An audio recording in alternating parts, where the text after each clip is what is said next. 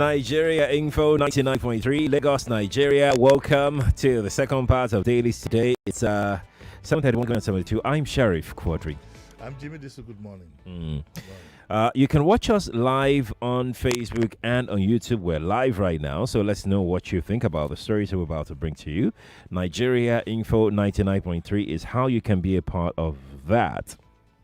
Ministerial portfolio, oil workers demand results as Tinubu heads petroleum ministry. That's from the Punch. Yes, we could do the whole 30 minutes on this ministerial appointment, but we won't because life doesn't start and end with ministerial appointments. So let's be adults in the room here. If a man puts himself forward, he wants to be president, you know his antecedents, you have a fair idea of his thought processes. He puts his program forward, and therefore, when he wants to select ministers, he won't be selecting ministers that you would necessarily like. He'll be selecting ministers that will do what he wants, what he has promised to do. And that is exactly what we have now. That is one. Two, whether you like it or not, political considerations always take the front burner in things like this, all over the world. Don't ever think that politicians think of you. We need to get that wired into our heads that we are secondary in their thoughts. The first thought of most politicians is to retain power or to get to power, grab it, and run with it, like the Grandmaster has said, and to retain power. Therefore, these are the considerations that would come to the president is not going to pick ministers to please you. He's going to plead ministers to do his bidding. So when you want to choose a president, you need to understand them from the onset that you are going to subject yourself to this man's agenda. So the list came out yesterday. Of course, we can't do what I would call a complete thorough analysis. I'll take the issue of Wale Edun, which I heard this morning. People are asking what is coordinating minister and so on and so forth. Wale Edun has a portfolio that is even larger than minister. You need to face that truth now. It's going to be like another Okonjo-Iweala, only this time around he's had a long-term relationship with the president. So he's going to be like a de facto prime minister, meaning that almost everything will come through him for clearance. He's going to be an extremely powerful man, even stronger than either secretary to the government or whatever. He's the president's brain box. The president swears by him right from when he was governor. He can't make 5-6 sentences without making in this circumstance without making a referral to Wale Edun. So I'm not surprised that Wale Edun got that job, even though I wasn't too impressed about his presentation at the clearing, whatever. But that's neither here nor there. And also to remember that all these things that we're criticizing, all these economic whatever that we're criticizing really have been the workings of Wale Edun. But Wale Edun is now a minister, and he needs to determine his place in history. He's going to have to be very firm with the president if he wants to keep his name intact. The president is a politician, Wale Edun is not. He's more of a technocrat. So he's going to have to put his leg on the gas and be very, very firm with the president. The issue of the president retaining the petroleum ministry doesn't surprise me at all. And I think there's a dotted link with my friend who is now in charge of solid minerals. If you're a politician and you know the president very well, it shouldn't surprise you. It shouldn't surprise you. I won't say more than that. I'll leave you to think out what I'm trying to say. I'm not surprised Dele Alake is also in charge of solid minerals. He's a long-time ally of the president. When the president was being sworn in, remember, go back to the video. On the days with him was Dele Alake. Yeah. So Dele Alake, Wale Edun, they are the two. Let's assume that he's walking on crutches. One is the third of the other. Secondly, the president has also shown, from what I can see, that we are not going to have a Lai Mohammed kind of information, whatever. And that is in a first instance, appointing a jury and a jury's first statement, which was highly professional. I have to give it to him. It was highly professional. So I think he doesn't want anybody that is so combative. He doesn't need, and so get Dele out of the way. On the other hand, too, other considerations that I can't talk about on air for obvious reasons. also would have come to play. So in this understanding, in this context, you need to understand what has gone on there. The president is coming from way back. It's been long he wants to be president. There are some things he's looking for out there that, that he probably can't make public, and he needs his trusted people to go grab it for him. So that's as far as that goes. The issue of Wike. Wike is a former governor, and at least his love for Julius Berger's was well stated during the clearing. He said it. One of his achievements was that he was able to build flyovers, constructed by Julius Berger. I don't know what point that is, but he would do. I expect him to do well in that sense, in keeping the federal, and he's a bit of a hard nut, so he can discipline. So Abuja will probably be fairly well run, but there are a few things we need to. I hope the president will tell him. One is that by his own admission of drinking whiskey at 11 in the morning, and by his disposition, he appears to have a drinking problem. He has to face that. We need to say these things. Secondly, his temperament has to be well monitored and managed. You're not going to go to Abuja and start, roughnecking everybody and saying, passing insults and so on and so forth. He could get the president into trouble. I hope the president has told him that. He needs to take care of himself, really, physically. We will tell you the truth. I mean, that's it. He needs to take care of himself. He himself admitted he was drinking whiskey early in the morning and so on. What the man does at 11 is none of my business. But if he's a public officer, then we will all get a bit worried. The issue of Kenyamo and aviation, if I were the president, I wouldn't put him in such a visible ministry. Not so much that he doesn't know about aviation, but he's a bit hot-headed. Okay, and this aviation industry, it calls for diplomacy because you'll be dealing largely with foreign airlines and foreign bodies. You need a bit of diplomatic swans to handle that. So my advice to Festus Keyamo is to take a quick trip to Professor Bolaji Akemi and the likes of Ajumogobia and ask them what are the nuances you need. Festus is not a diplomatic person. You all know, his origins. He was an activist and so on and so forth. Activism doesn't work in the aviation industry. You need to call for calm. You need to call for knowledge. Very, very, very, very important. And that is that. The issue of Bosun Tijani is, we know his antecedents, so he's probably in the right place. It is an irony that in my own time, in my full time as an adult, one of the best times this country ever had was when we had, I think it was a 24-member cabinet in the days of Gawan during the war. You see what happened. Alhaji Femi Okuno was not an engineer. He is a senior advocate of Nigeria, but we all remember, the developments that came our way when he was there. Another cabinet that actually excited us was that of IBB. There is no head of state or president in this country that has picked, a practical cabinet ever. Even though the gentleman, by the way, today is his 82nd birthday. Happy birthday, sir. This is the first time I'm going to wish IBB happy birthday. Your sins are forgiven. But that's another story. So I have nostalgia. But remember that a military man has the leeway to produce the best that he can, because military is action-based. It goes for professionals. You have to forgive the president for some of the political considerations he puts into the appointments. He doesn't have a choice. He doesn't have a choice. I don't know why Professor... What is that?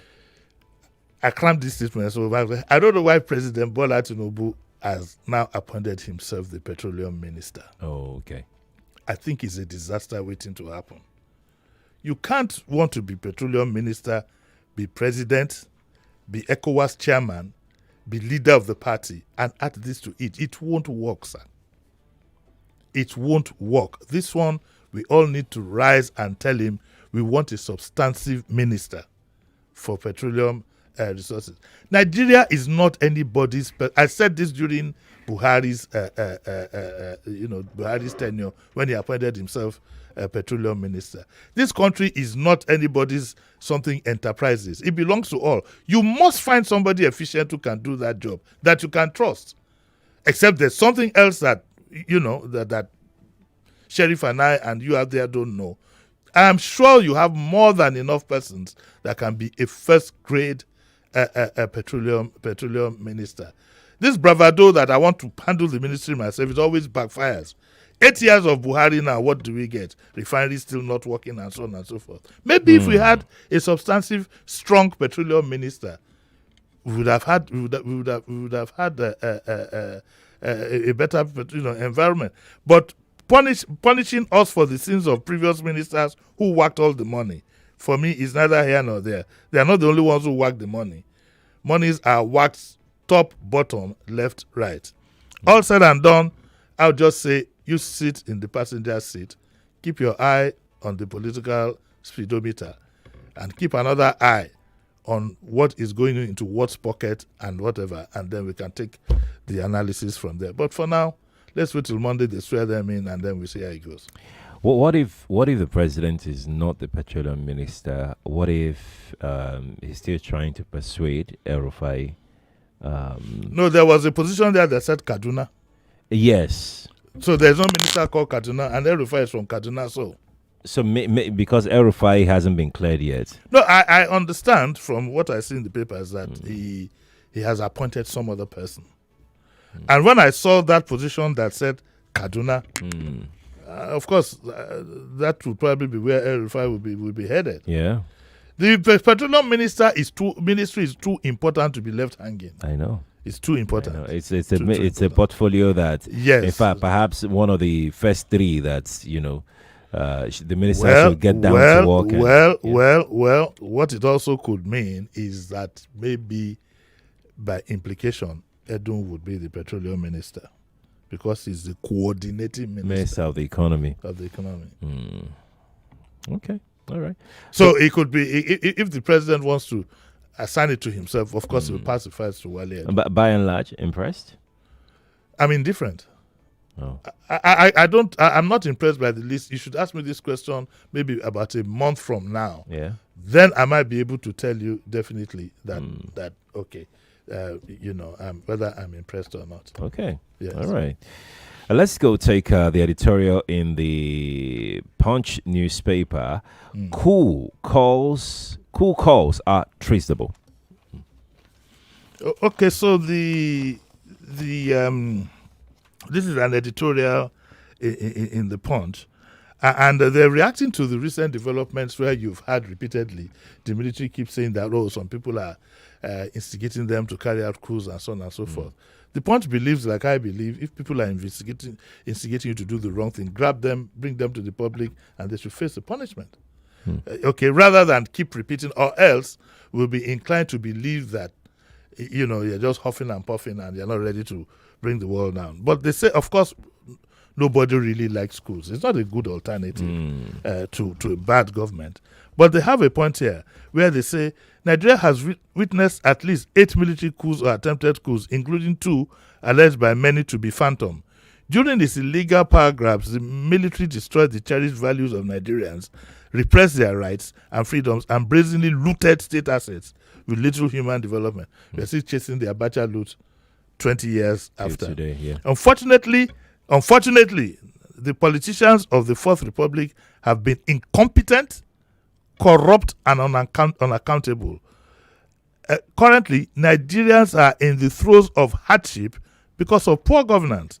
The country owes 49.85 trillion. Electricity supply is inadequate, and 133 million Nigerians are multidimensionally poor, with 7.1 million or more on track to join them, says the World Bank. While the military goes after the coup promoters, they should go after them. The government should stop pretending that all is well. It is not. Nigerians are angry because democracy in the hands of their unconscionable politicians has failed to enhance their lives. No functional hospitals and schools for their children, and insecurity everywhere. They are hungry.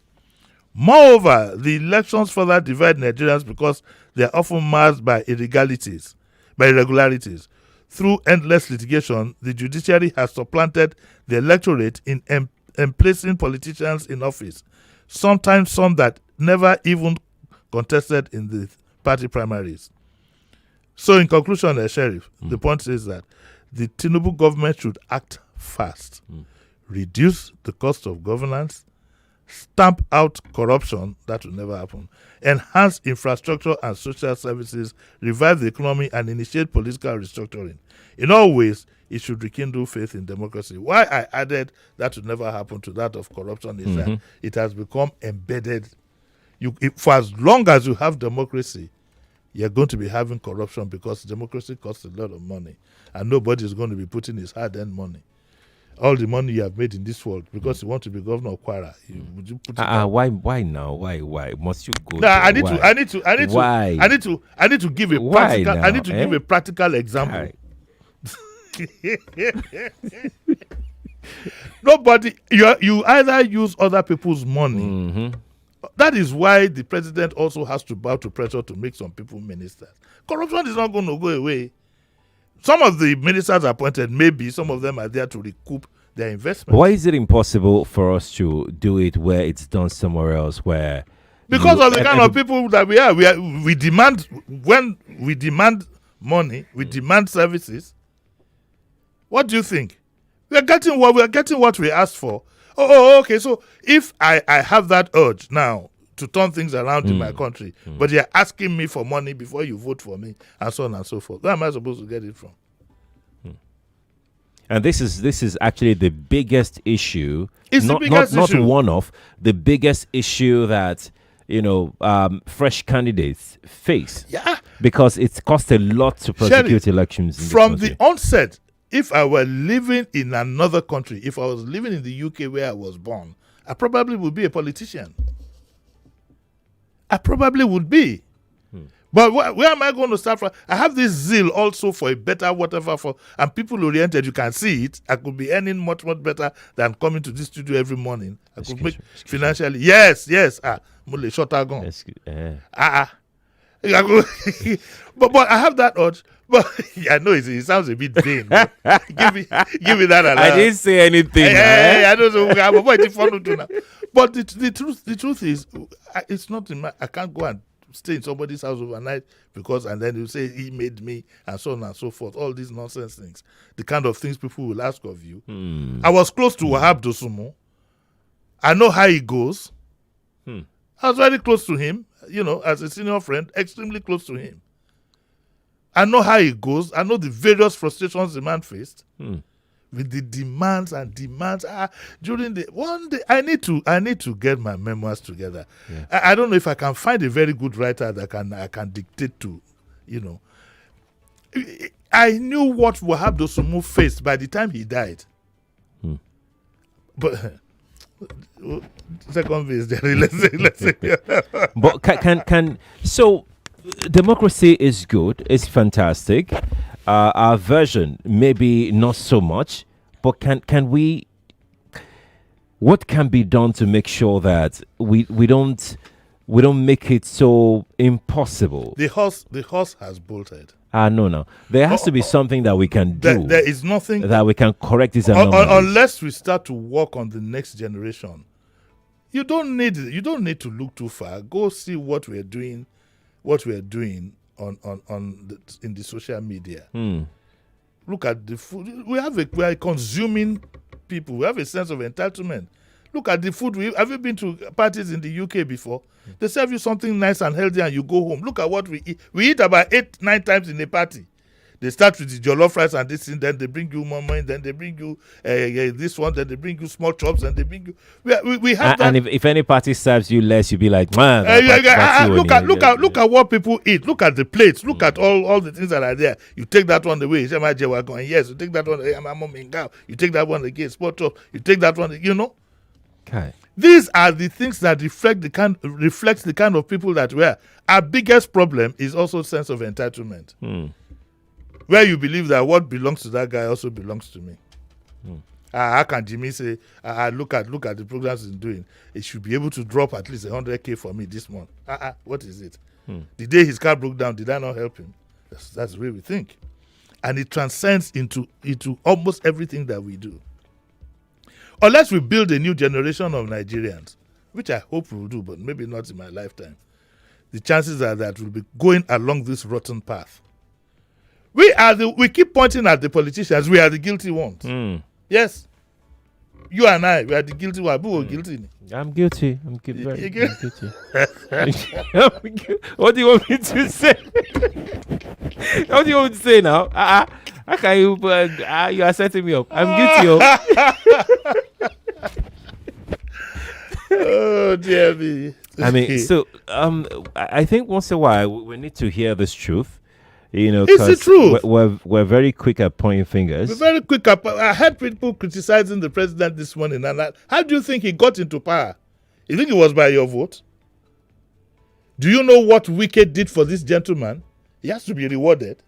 And if Wicked looks him in the eye and says, "I'm not putting anybody forward, Ebi Loco, I want to reward myself," he has to be taken care of. That's the truth.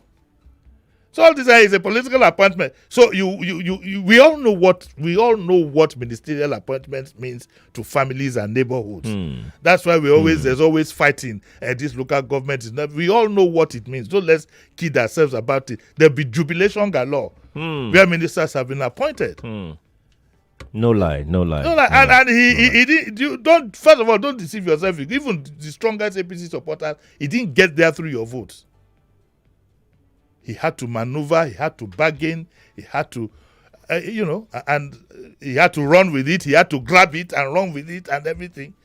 And now he's there. He has to settle some IOUs.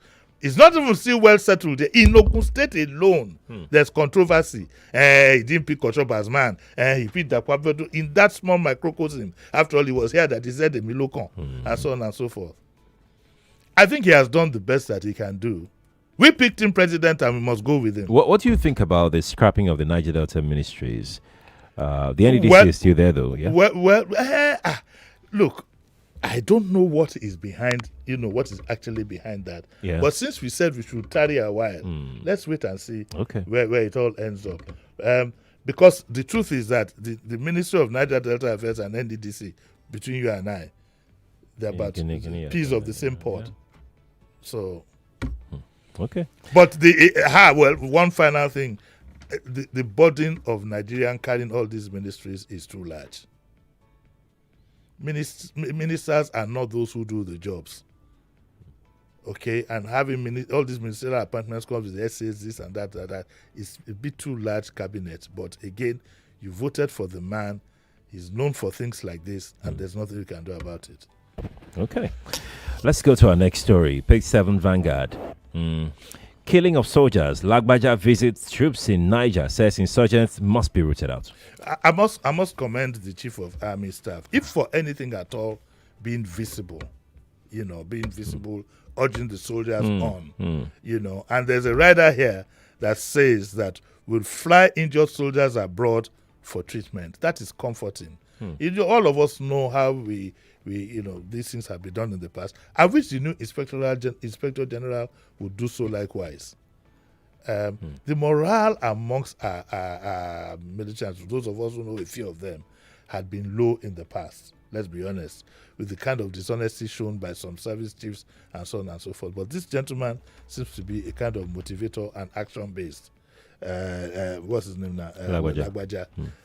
So far so good. As far as the ops are concerned, the visual ops are concerned, it seems to be doing. This will go a long way in boosting the morale. The morale.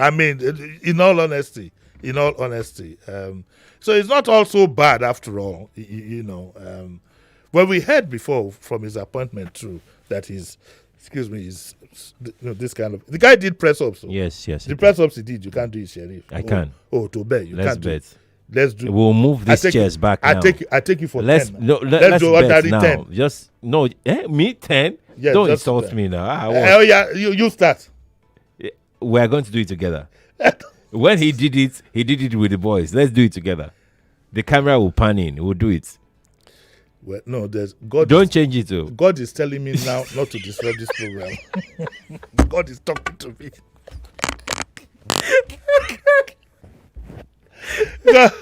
God is talking to me not to share this program. Let's take our next story. This will probably be our last story. Sanusi to Nigerians: don't allow president, governors intimidate you. It was beautiful. It was a nice thing to hear. All of you know Sanusi. Let me just read what he said in order not to waste time. All of you know Sanusi, the former Emir of Kano, or is it the incoming? We don't know. He says, we cannot be intimidated by somebody because you are a president or you are a governor, and we cannot tell you that you are wrong. We have chosen different paths. If I had gone into politics, at least given the people that have access to be president in Nigeria, I would have become president or I could be governor. That I chose not to go into politics does not mean I'm a subordinate human being. This is what we all have to learn as Nigerians. We take too much rubbish, and we are all too afraid in our comfort zones. By the time these guys might have finished with us, our children will not have anywhere to call a nation. The only way to retrieve our nation and give our children the future they deserve is, if you are not in politics, you must hold those in politics to account. If it is not a comfortable situation to be in, it is not a comfortable to be in. When people are incompetent and they don't like you, you wear that dislike as a badge of honor. That's me now. You can't be comfortable and feel normal in a distortional environment. And for the young people, do not fail. This is your country. This is your future. Help us build this country for you. End of story. Wow. I take you for 10 now. I'm ready. Wow. Bagbara. She told you No, it's because the program will soon end.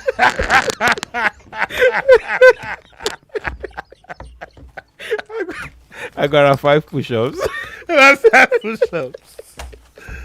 We have to go. Yeah, Thank you so much for coming. Okay, I'll be back at 9. Yes, he's back at 9 for Daily Digest. Yes. What's coming up then? I was hoping you'd ask me. Femi Adebayo, you know this. Oh, really? Yeah, he's coming in. Oh, you want to talk Jagun Jagun? He's a beloved, not Jagun Jagun, but I like the guy. I wish to honor him. Oh. A young man who is doing all that must be honored and recognized. Fantastic. We must shift the goalposts. It's not all about spraying some wasi or somebody at parties. No. Houses. People who do something concrete. So he thinks he's coming for an interview. Yeah. He doesn't know he's coming here to be honored. I want to honor he has heard you. He has heard you. How do you know he has heard me? He's listening. No, he's not. He's still in traffic. Lagos, let's check out now for the news, right? Thank you, sir, for coming. Yeah, thank you. The conversation never stops. On 99.3 Nigeria Info. Let's talk about Governor Wike giving musicians tens of millions. 99.3 Nigeria Info. We are more than just radio. Subscribe to our YouTube channel at Nigeria Info FM. Check us out on Facebook at Nigeria Info 99.3. Follow us on Twitter at Nigeria Info FM and on Instagram at Nigeria Info FM Lagos for live updates as it happens. 99.3 Nigeria Info. Let's talk. 99.3 Nigeria Info. We are more than just radio.